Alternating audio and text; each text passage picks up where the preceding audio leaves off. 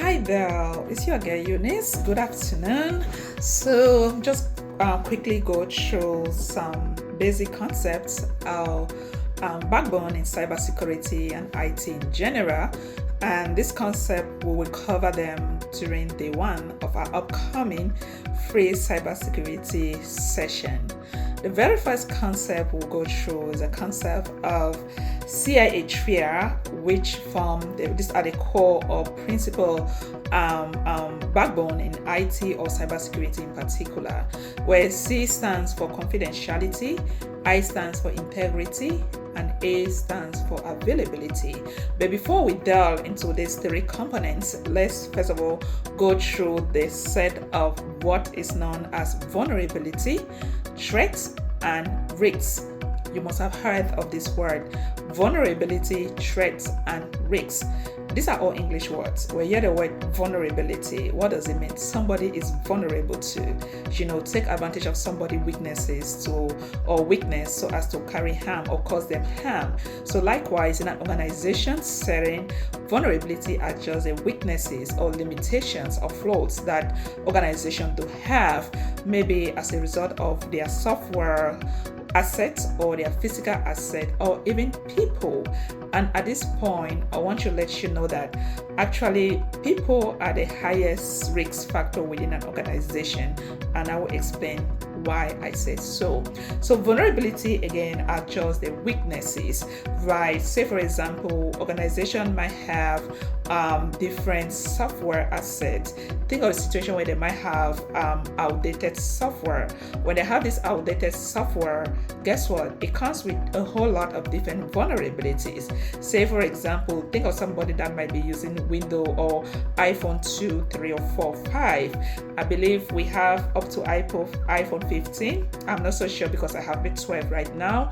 But for someone that is using an iPhone 3, 4, 5, I don't think Apple longer supports such version of iPhones. And because of that, it already comes with a lot of different vulnerabilities that, of course, the bad guys can take advantage of, right? Vulnerabilities also can result on the fact that organizations have users who are not trained. They are not trained enough to understand organization policy. As a result of that, they present the highest risk factors within an organization. But let's put it in a way where you can understand. Say you are still trying to kickstart your cybersecurity training. Let's come now to a physical structure, a physical asset, your house. Say for example, you have your main door that just got bad, and as a result, you've called your technician. They are overbooked. Maybe he or she is overbooked, and they promise to come maybe the following week. At that point, you'll be like, you know what, I'm just gonna persevere. I'm gonna bound it down. I'm gonna lock the door. I don't think anybody can come in, just because it's somebody I trusted. They do a good job. So I'll definitely lock the door just to wait for them to come fix it, right? But you doing that, to you feel like only you knows that your door isn't working. But that's not true, right? But in the concept of vulnerability, that door not working is a vulnerability, okay? It is a vulnerability. So what is a threat? A threat at this point is the probability, is the likelihood that a vulnerability can be exploited, okay? A vulnerability can be exploited. That's a threat. So initially, I've been using the word a lot. I've been talking about proactive measures. Sorry, I'm derailing you guys a little bit out of what I plan on discussing. But cybersecurity in a nutshell has to do with proactive measures, right? So do you hear the word where they say the threat is a probability or the likelihood? Probability, it means it's a 50-50% chance, right? And that's where we'll have to discuss what is known as RMF, which is the life cycle of cybersecurity. So it's a likelihood. It can happen, it cannot happen. But when it happens, what do we do? Right? So it's a likelihood that a vulnerability can be exploited that will result to a security risk. So back to your house, maybe you bound that door, you closed that door, fair enough. You can't lock it because it's not working, but it's closed, right? You went to work, but guess what? Maybe you have thieves. You have random folks coming in, trying to get in. It's been unsuccessful. But guess what? This one particular day, it was a faithful day for them and an unfaithful day for you, because just by pushing that door, they were able to get in. And guess what? So the threat here is this person, is the thief that exploited that vulnerability, which is a door that's not working. Do we get it? So the threat is the probability or the likelihood that a vulnerability can be exploited. So if you hear the word probability or the likelihood, let's say that thief have been there first before, they were unable to get in because your door was working. But at this point, now that it's not working, the likelihood, the probability, 50-50 chance, right? Think of it now in an organization setting. You also have users that are not trained enough to better understand social engineering tactics. As a matter of fact, if you still are confused on identifying all the different social engineering tactics, now I advise you to go to our website where we have a beautiful article that you can be able to determine all the different techniques used by hackers to lure people into divulging sensitive information. So go to our website and read on that beautiful article, okay? So a user still is not well trained to understand these different techniques. Guess what? A hacker send an email, a phishing email that has a malicious or a malicious link, maybe a malicious code embedded in there. Just by that user clicking on it, do you know what can happen? It's going to be catastrophic. Again, that is the threat that took advantage of the vulnerability. The vulnerability at this point is your uneducated user, a user who is not trained enough to understand your organization policy. So this is vulnerability, this is threat, and at the end of the day, all of this is resulting to security risks. So what is security risks? Security risk is a probability or is a likelihood that a threat will exploit a vulnerability that will result to question mark. Again, security risk is a probability or is a likelihood that a threat will exploit a vulnerability that will result to question mark. So, before we define security risks, we need to understand the CIA Triad concept, where the C stands for confidentiality, I stands for integrity, and A stands for availability. So what is confidentiality? Who doesn't know or has that bestie that you want to just keep your secret or have some form of confidential talk?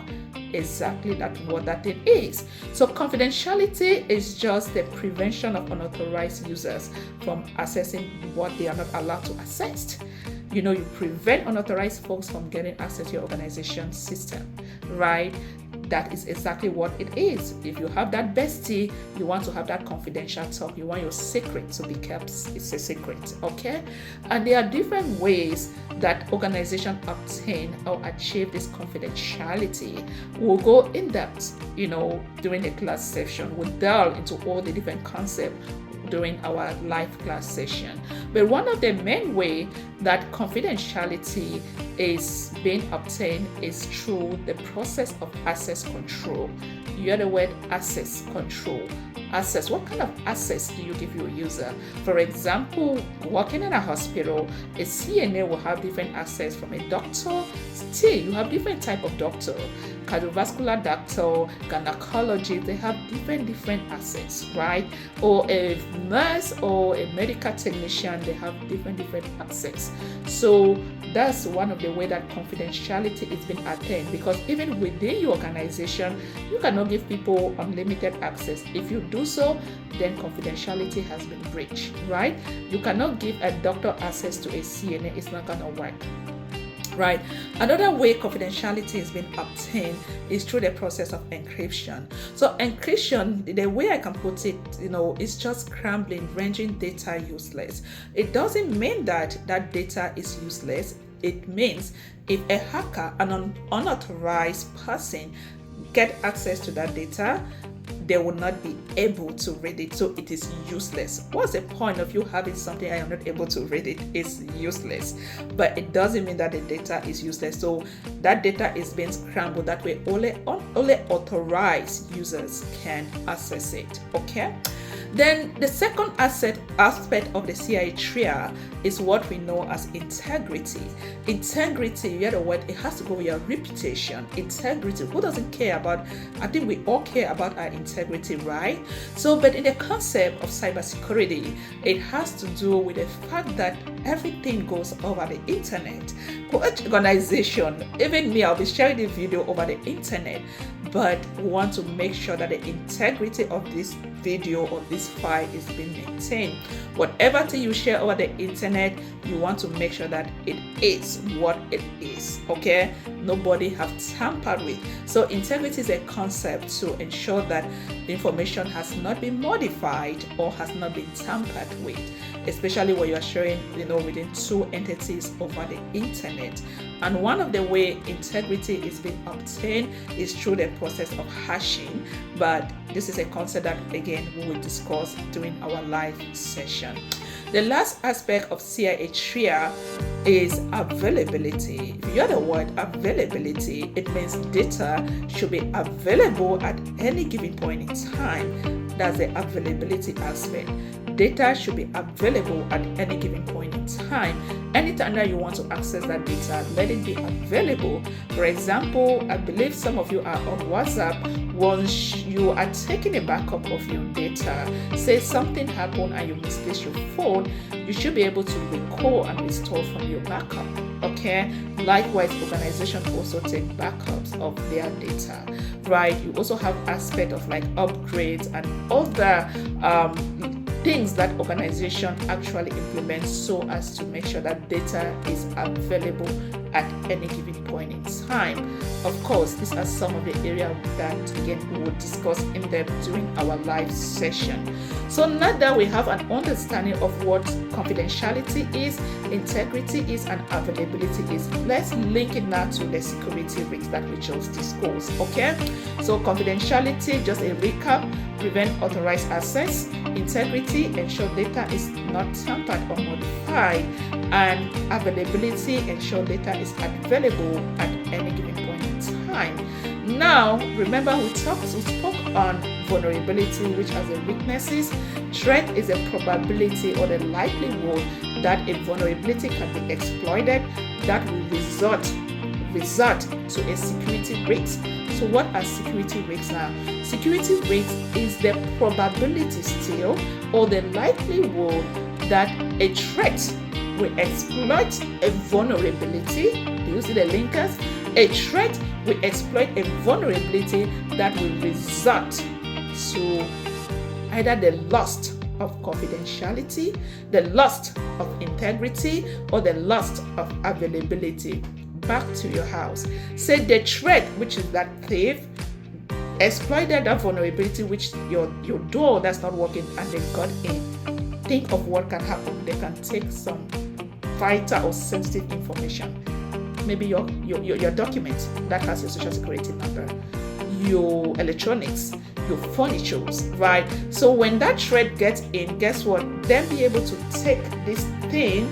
That's where you start hearing the word data breaches. Data breaches. What is the security risk if confidentiality is being compromised? What is the security risk is if integrity is compromised? What is the security risk if availability is compromised? You get the point? And that's where when you start hearing the word data breaches, it actually resulted to the risks and the impact level that I will discuss it very soon. Okay? So that's thief getting into your house, picking an item, which area of the CIA Triad has been compromised, apparently confidentiality, right? And of course availability, because by the time they take your furniture or by the time they take your TV, that thing is not available. You can't watch, you can't go to Netflix, you can't watch CNN, right? And the fact that it's an unauthorized user, confidentiality has also been breached. Do we get it?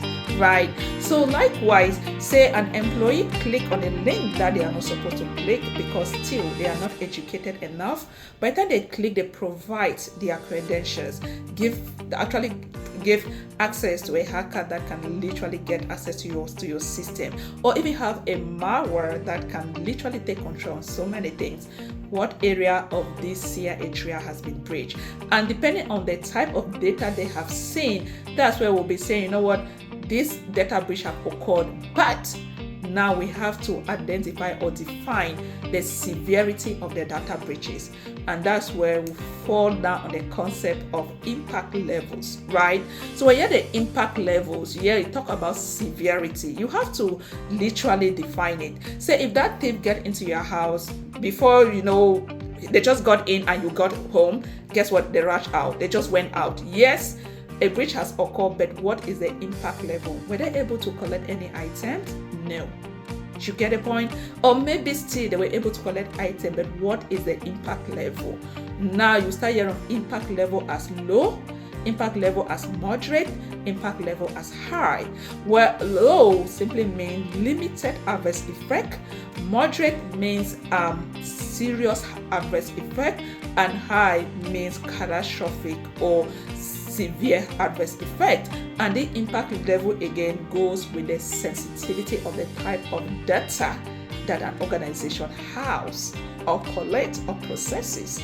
Okay, so if that thief were to get your social security number or your document that has your social security number, that's a catastrophic event, right? So what kind of data breaches have occurred? That's why you say organization will have to list maybe users, they get access to users' social security number and all those things, but you have to define the impact level, okay?